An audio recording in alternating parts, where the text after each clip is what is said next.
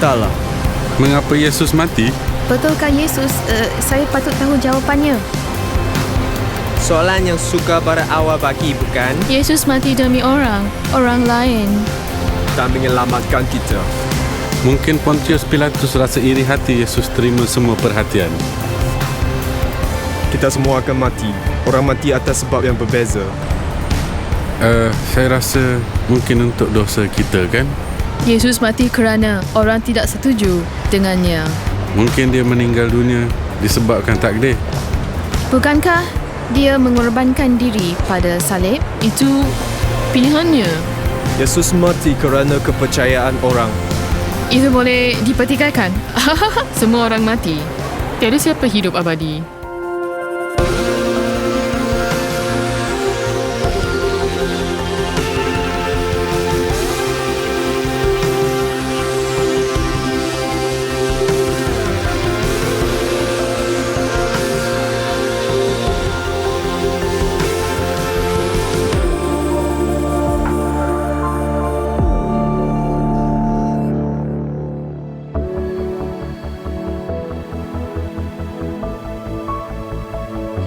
Salib adalah lambang iman Kristian. Ia seolah-olah logo agama Kristian. 1/3 daripada Injil adalah tentang kematian Yesus, dan selebihnya dalam Perjanjian Baru menjelaskan mengapa dia mati. Saya dapati setelah memahami mengapa Yesus mati, setelah saya mengalami apa yang dicapai oleh kematiannya, semuanya berubah. Mengapa Yesus mati? Jawapannya ialah dia mengasihi anda. Paulus pernah berkata dalam Perjanjian Baru, Anak Allah mengasihi saya dan menyerahkan dirinya untuk saya. Anda dikasihi. Itulah mesej utama Perjanjian Baru. Dan itulah mesej utama alam semesta ini. Sekiranya anda satu-satunya manusia di dunia ini, Yesus tetap mati untuk anda. Ia seintim itu. Dia amat mengasihi anda. Kasihnya terhadap anda tidak bersyarat. Ia sepenuh hati dan berterusan. Ia kasih terbesar yang dapat dibayangkan. Sebab itulah dia mati. Ia kasih Allah kepada anda. Pemahaman itu benar-benar mengubah hidup saya. Namun mengapa ia harus berlaku? Apa masalahnya? Anda dicipta menurut gambar Allah. Allah mencipta dan mengasihi anda. Maksudnya anda karya agung Allah. Terdapat sesuatu yang menakjubkan tentang manusia. Sesuatu yang mulia dan indah. Manusia menghasilkan ciptaan yang amat kreatif. Muzik, seni, sastera. Allah menjadikan anda kreatif kerana anda dicipta menurut gambarnya. Manusia mampu mengorbankan diri, mengabdikan diri, bermurah hati. Akan tetapi, bagi saya, ada satu lagi kenyataan lain. Kita juga mampu berbuat jahat. Anda hanya perlu membuka surat khabar untuk melihat kejahatan yang berlaku di dunia. Tetapi dunia ini lebih rumit berbanding berkata ada orang yang jahat, ada orang yang baik. Ia lebih rumit daripada itu. Orang yang penuh kasih sayang, ketaatan dan baik hati turut mampu berbuat jahat. Saya pernah berbuat kejahatan yang amat saya kesali. Saya menyakiti orang yang saya sayang. Perjanjian Baru mengatakannya. Semua orang telah berdosa dan telah kehilangan kemuliaan Allah. Istilah dosa membuat saya berfikir tentang rasa bersalah agama atau hal seperti coklat dan aiskrim mewah. Ungkapan ini berdosa sudah sinonim dengan keseronokan. Saya pernah melihat iklan aiskrim yang amat lazat sehingga berdosa. Dosa dalam Alkitab adalah lebih mendalam dan relevan kepada kita hari ini tanpa kita sedari. Ini bukan tentang kesilapan tak sengaja atau makan terlalu banyak coklat, tapi tentang kecenderungan semula jadi kita membuat kesilapan, merosakkan sesuatu. Seperti janji dan hubungan yang dihargai. Begitu juga kesejahteraan kita. Kita sering melihat orang lain dan berfikir, okey, memang saya tersilap, tetapi berbanding orang lain, saya talak teruk sangat. Ada orang lain yang jauh lebih teruk. Jika kita jujur, semua orang pernah bersalah. Paulus berkata, semua orang telah berdosa dan kehilangan kemuliaan Allah. Kemuliaan Allah dinyatakan dalam Yesus dan berbanding dengannya, kita semua jauh dari jangkaan itu. Anda mungkin berkata, kalau begitu, kita semua sama. Mengapa ia penting? Akan tetapi, kesalahan kita ada akibatnya. Perjanjian Baru menjelaskan kesan dosa dalam beberapa cara. Sebagaimana pencemaran alam sekitar adalah satu masalah besar, Yesus berkata, dosa mampu mencemarkan hidup dan hati. Inilah pencemaran dosa. Kesalahan boleh merosakkan hidup kita. Dosa meracuni hubungan kita dengan orang lain dan juga hubungan kita dengan Allah. Kejahatan dalam kehidupan kita jugalah menagihkan. Dosa berkuasa. Saya menekankan kata-kata Paulus, bukan apa yang saya kehendaki yang saya perbuat, tapi apa yang saya benci. Itulah yang saya perbuat. Yesus berkata, setiap orang yang berdosa adalah hamba dosa. Contohnya, jika anda mengambil heroin untuk jangka masa panjang, anda akan ketagihan. Bukan hanya dadah, kita mungkin ketagihan hal seperti sifat perengus, iri hati, keangkuhan, mementingkan diri, selanda, seks tidak moral. Inilah perhambaan yang Yesus kata mampu memusnahkan hidup kita.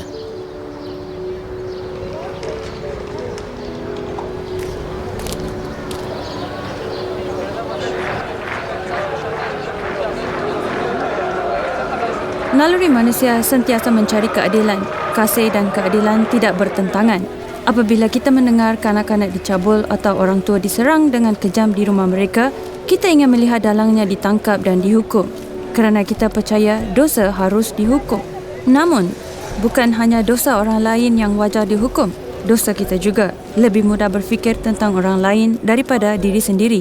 Paulus berkata, kerana itu, hai manusia, siapapun juga engkau yang menghakimi orang lain, engkau sendiri tidak bebas dari salah. Sebab dalam menghakimi orang lain, engkau menghakimi dirimu sendiri. Kerana engkau yang menghakimi orang lain melakukan hal-hal yang sama. Kesalahan kita menghasilkan halangan, seperti bertengkar dengan orang yang dikasihi, seperti ahli keluarga atau kawan karib. Anda tak dapat memandang mata mereka, seakan-akan ada halangan telah muncul. Kesalahan kita, dosa kita, menghasilkan suatu sekatan, suatu halangan di antara kita dan Allah. Ia seperti kemusnahan satu hubungan, bukan hanya dengan Allah, malah semua hubungan kita. Itulah masalahnya, itulah berita buruknya. Apa penyelesaiannya? Berita baiknya adalah Allah mengasihi anda dan dia telah datang ke bumi sebagai anaknya untuk menyelesaikannya, untuk mati demi anda dan juga saya. Rasul Petrus menyatakan dia sendiri, iaitu Yesus, telah memikul dosa kita di dalam tubuhnya. Oleh bilur-bilurnya, kamu telah sembuh. Ia digambarkan sebagai penggantian kendiri Allah. Apakah maksudnya? Pada 31 hari bulan Julai 1941, siren berbunyi dari blok sel 14 di kem tahanan Auschwitz. Seorang banduan telah melarikan diri. Sebagai balasan, Gestapo memilih 10 orang lelaki untuk mati di bangka kelaparan. Lelaki ke-9 yang dipilih bernama Francis Gajowniczek. Semasa dipilih, Francis Gajowniczek menjerit, katanya, "Oh, isteri dan anak saya yang kesian. Mereka tidak akan melihat saya lagi." Pada waktu itu, seorang lelaki berbadan kecil dengan cermin mata menanggalkan topinya, berjalan ke depan dan berkata, "Saya seorang paderi Katolik. Saya tiada isteri dan anak. Saya ingin mati di pihak dia." Semua orang terpegun. Tawarannya diterima. Nama lelaki itu ialah Maximilian Kolbe, berusia 47 tahun. Dia dibawa dengan 9 orang yang lain ke bangka kelaparan. Lelaki yang menakjubkan, dia membawa mereka berdoa, menyanyikan kidung. Suasana di sana seolah-olah gereja. Akhirnya, mereka perlukan bangka kelaparan untuk orang lain. Maka, pada 14 hari bulan Ogos 1941, dia diberikan suntikan maut, asid karbolik. 41 tahun kemudian, pada 10 hari bulan Oktober 1982, kematian Maximilian Kolbe dipandang dengan tepat. Di Medan St. Peter, Roma, dalam kerumunan 150,000 orang dengan 26 orang kardinal, 300 bishop dan ketua bishop, berdirinya Francis Gajowniczek. Paus menggambarkan kematian Maximilian Kolbe seperti ini. Dia berkata, ia kemenangan yang serupa dengan yang dicapai oleh Tuhan Yesus Kristus. Disebabkan Maximilian Kolbe telah mati untuk orang lain di tempat orang lain. Orang itu ialah Francis Gajowniczek. Saya ternampak obituarinya di surat khabar Independent. dia meninggal dunia pada usia 93 tahun dan menghabiskan hayatnya memberitahu orang lain tentang apa yang Maximilian Kolbe lakukan untuknya kerana dia telah mati di tempatnya. Dalam cara yang lebih mengagumkan, Yesus mati di tempat anda dan saya. Penyaliban adalah kemuncak kesakitan dan keaiban. Namun menariknya, Perjanjian Baru tidak menumpukan tentang penderitaan fizikal dan penyiksaan penyaliban. Sebabnya, orang lain dalam sejarah pernah mati akibat kematian fizikal yang lebih dahsyat. Malah penyaliban masih dilakukan sehingga ke hari ini. Penderitaan Yesus adalah unik. Bukan kerana dia menderita secara fizikal dan emosi, tetapi menderita secara rohani. Kerana dia memikul kesalahan anda dan juga saya. Salib dan kebangkitan adalah seperti satu kejadian. Kesan akibat salib umpama berlian cantik yang mempunyai banyak sisi. Salah satunya menunjukkan betapanya Allah mengasihi anda. Rasa bersalah adalah perasaan serba tak kena terhadap tindakan kita. Perasaan malu adalah perasaan serba tak kena tentang siapa kita. Pada salib, Yesus mengambil rasa bersalah, rasa malu anda dan saya. Anda tak perlu rasa bersalah atau malu, kerana anda disayangi. Nilai anda adalah nilai anda bagi Allah. Anda amat bernilai bagi Allah kerana Yesus mati demi anda. Sebegitu dalamlah kasihnya kepada anda. Ia juga menunjukkan sifat kasih yang sebenar. Kasih bukanlah sekadar satu perasaan. Kasih lebih daripada kata-kata. Ia melibatkan tindakan. Yesus menunjukkannya. Dia menunjukkan kasih dengan mengorbankan nyawanya demi kita.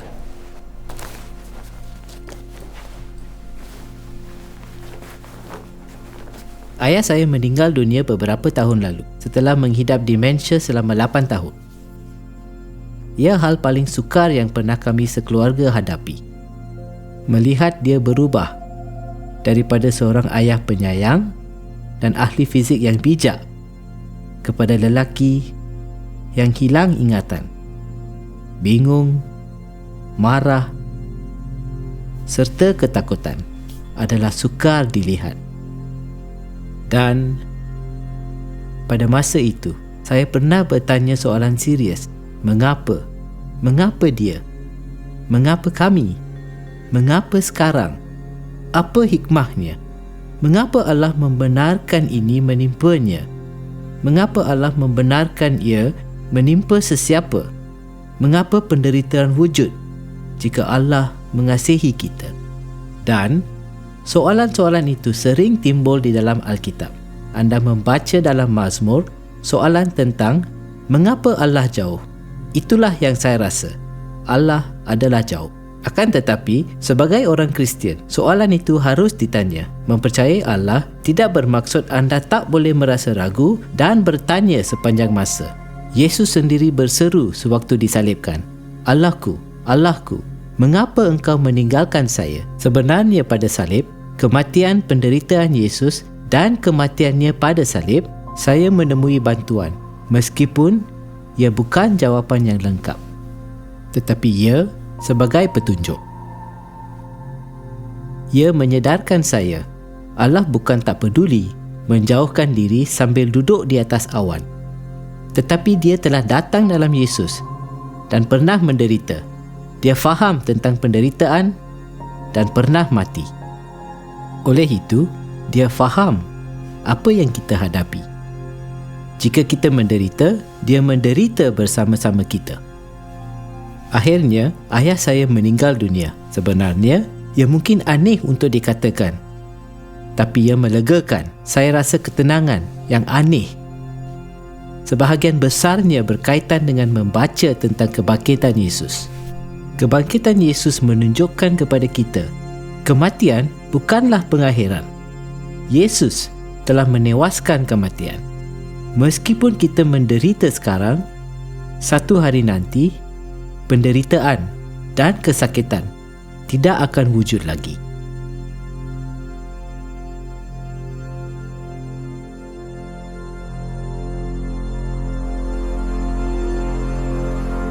Kebangkitan bukanlah satu pembetulan kepada ketewasan yang berlaku pada salib. Ia satu penyataan kemenangan. Ia memberitahu kita kejahatan tidak akan berkekalan. Anda mungkin sedang menderita. Anda mungkin terkial-kial dengan sesuatu. Tapi kejahatan tak akan menang. Ia sudah ditewaskan di kayu salib. Cerita ini berakhir dengan baik. Dan kita juga melihat salib telah menangani semua masalah berkenaan dosa. Melalui salib, pemisah antara kita dan Allah telah dihapuskan. Anda boleh kembali kepada Allah. Paulus berkata, Allah berada dalam Kristus. Allah mendamaikan dunia dengan dirinya melalui Kristus. Allah tak menghukum pihak ketiga, Yesus yang tak bersalah pada salib. Itu adalah kejam. Tak. Allah sendiri datang ke bumi melalui anaknya. Allah mendamaikan anda dan saya dengan dirinya melalui Kristus. Ia seperti anak yang hilang. Kisah yang Yesus ceritakan tentang seorang anak yang meninggalkan rumah, meninggalkan ayahnya, merayau, kemudian pulang ke rumah. Saya menyukai acara Charlie Mackesy yang menggambarkan anak yang hilang. Gambaran bapa penyayang yang digambarkan oleh Yesus. Apabila si anak pulang ke rumah, apabila kita pulang ke rumah, dia mendakap kita, dia memeluk kita, dia mencium kita, dia mengasihi kita, dia merangkul kita. Kita berdamai dengannya. Kita mempunyai hubungan intim bersama Bapa. Apabila kita berdamai dengan Allah, saya dapati ia membantu mendamaikan hubungan kita yang lain. Yesus telah membayar harganya. Anda hanya perlu menerima kurnia percuma itu. Ia bukanlah beli satu percuma satu, tapi dapatkan semuanya secara percuma tanpa beli apa-apa. Ia kedengaran mustahil. Akan tetapi, kita tak boleh bertindak sesuka hati kerana tahu ia akan diampuni. Kita harus lakukan hal yang sebaliknya daripada menjadi alasan untuk berdosa. Ia adalah insentif untuk tidak berdosa. Saya sering ditanya mengapa awak libatkan diri dalam jenayah. Saya tak sengaja. Saya tak berjumpa perunding kerjaya di sekolah dan bertanya, ada tak kursus rompakan bersenjata? Ia wujud. Ia ada di sekeliling kita. Ia bermula dengan marijuana dan arak, ganja dan yang lain. Kami mencuri tanda kereta mahal dan menukarnya seperti kad perdagangan. Lama kelamaan kami mencuri kereta. Saya terlibat dengan orang yang merancang semuanya. Kami pergi ke rumah lelaki yang berhutang beberapa ratus pound kepada mereka. Ia jumlah yang kecil bagi mereka. Tetapi masalahnya, lelaki itu berkata dia tidak akan melangsaikan hutang itu. Mereka perlu menunjukkan satu contoh. Mereka menyerang lelaki itu. Dia berada di lamannya. Anaknya ada di sana. Kami keluar dari kereta, mengheretnya ke dalam kereta bersama kami. Dia memandu ke Niners Quarry dan mengeluarkan pemangkas petrol dari but kereta. Dia memberinya kepada saya dan berkata, cederakan kakinya. Saya cederakan kakinya. Inilah inisiasi saya. Ia berterusan selepas itu.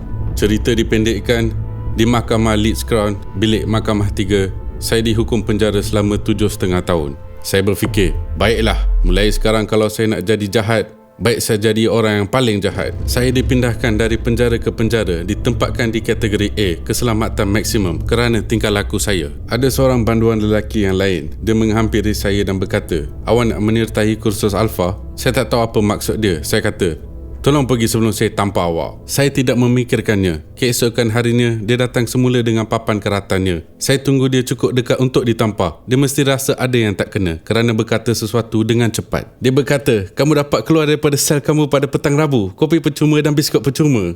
Baiklah, jumpa hari Rabu nanti. Kami mula menyusahkan mereka, benar-benar menyusahkan mereka. Hal yang menghentikan saya bukanlah apa yang mereka kata kerana saya tak mendengar, tapi tindakan mereka.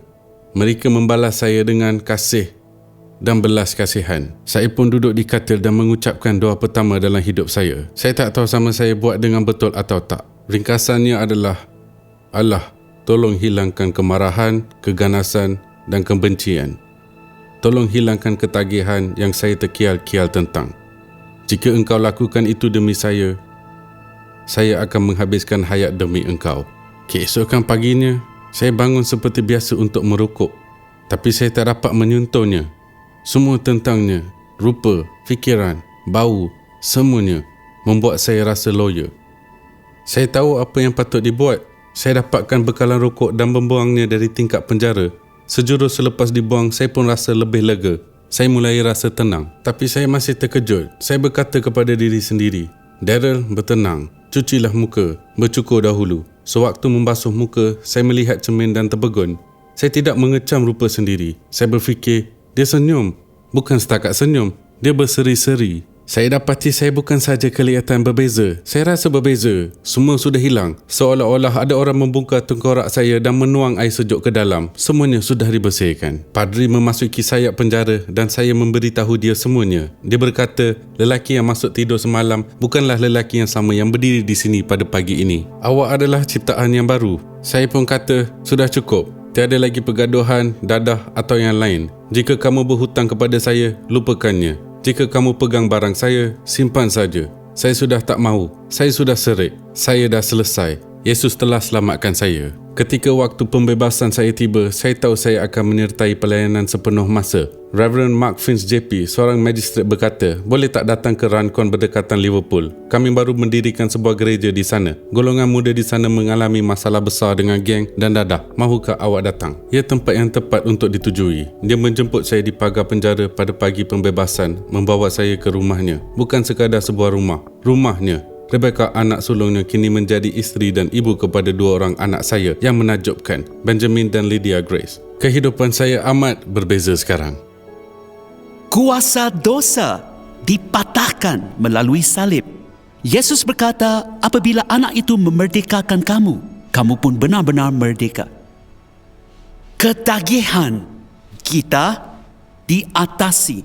Sebelum saya menjadi Kristian, saya cepat marah. Bapa saya juga cepat marah. Saya mewarisinya dan berfikir, saya pasti cepat marah sehingga ke hujung hayat. Namun saya dapati, Yesus telah membebaskan saya. Aspek kehidupan yang lain adalah proses yang lebih panjang dan masih ada hal yang saya harus tangani. Dengan 2 istilah teologi, pembenaran berlaku serta-merta. Anda dibenarkan dengan Allah serta-merta melalui salib. Pengkudusan, iaitu proses menyerupai Yesus, adalah proses yang lebih panjang. Yohanes menulis, darah Yesus menyucikan kita daripada segala dosa. Kita menerima pengampunan yang berterusan. Maka kita perlu sentiasa mengampuni. Bagi saya, merasai pengampunan Allah mengubah semuanya. Sebelum menjadi Kristian, jika seseorang menyinggung perasaan saya akan berdendam dengannya. Tapi berdendam umpama membenarkan dia menginap tanpa sewa di kepala anda. Sebelum ini saya enggan memaafkan, saya fikir orang itu pasti terluka. Kini saya dapati, enggan memaafkan lebih melukai saya daripada orang itu. Seseorang pernah berkata, tidak mengampuni orang umpama meminum racun dan berharap dia akan mati. Setelah merasai pengampunan Allah disebabkan Allah telah mengampuni anda, anda perlu mengampuni diri sendiri. Itulah yang paling sukar bagi saya. Tetapi kita perlu mengampuni. Seperti yang C.S. Lewis kata, tidak mengampuni diri sendiri memperlekehkan pengampunan Allah. Jika Allah mengampuni, anda harus mengampuni diri. Kita mengampuni orang lain kerana kita telah diampuni juga. Pengampunan adalah pilihan yang wajib dilakukan. Ia tak mudah. C.S. Lewis berkata, semua orang berfikir pengampunan ialah idea yang baik sehingga mereka perlu mengampuni. Kemudian ia menjadi sukar. Memang benar, pihak yang meminta maaf terdahulu adalah lebih berani. Pihak pertama yang mengampuni adalah lebih kuat. Pihak pertama yang melupakannya adalah lebih gembira. Seorang wira kegemaran saya ialah Corrie ten Boom, Yahudi Belanda yang menyembunyikan orang Yahudi semasa peperangan. Dia ditangkap. Corrie, kakak dan ayahnya dihantar ke kamp tahanan Ravensbrück. Ayah dan kakaknya Betsy mati di sana. Dia wanita yang menakjubkan. Selepas peperangan itu, dia mengajar orang lain tentang pengampunan. Ada sekali dia berkhotbah di sebuah gereja di negara Jerman. Selepas berkhotbah, dia mengecam lelaki yang menghampirinya. Dia merupakan pengawal paling kejam di Ravensbrück. Dia masih kelihatan seperti waktu dahulu. Dan dia berkata, saya bekas pengawal di Ravensbrück. Lelaki itu tidak mengenal dia, tetapi dia tahu dia kenal lelaki itu. Dia melihatnya dan ingat pernah berjalan bogil melaluinya. Dia berkata, dia berasa amat dingin dan sangat marah. Lelaki itu berkata, kini saya seorang Kristian. Saya sedar dahulu saya kejam. Tetapi saya telah menerima pengampunan Allah atas kekejaman lepas. Saya memohon kepada Allah peluang memohon maaf daripada mangsa saya. Fraulein ten Boom, kamu pernah diampuni. Bolehkah awak ampunkan saya? Saya tak sanggup. Saya ingat penderitaan kakak saya kerananya. Saya tak berupaya. Saya tak sanggup. Saya hanya dapat membencinya. Saya berkata, terima kasih Yesus kerana memberikan kasih Allah ke dalam hati saya melalui Roh Kudus. Terima kasih Bapa. Kasih Engkau lebih kuat daripada kebencian dan keenganan saya mengampuninya. Dengan serta-merta saya bebas. Saya dapat berkata, saudara, hulurkan tanganmu dan kami berjabat tangan. Saya merasa kasih Allah mengalir melalui tangan saya.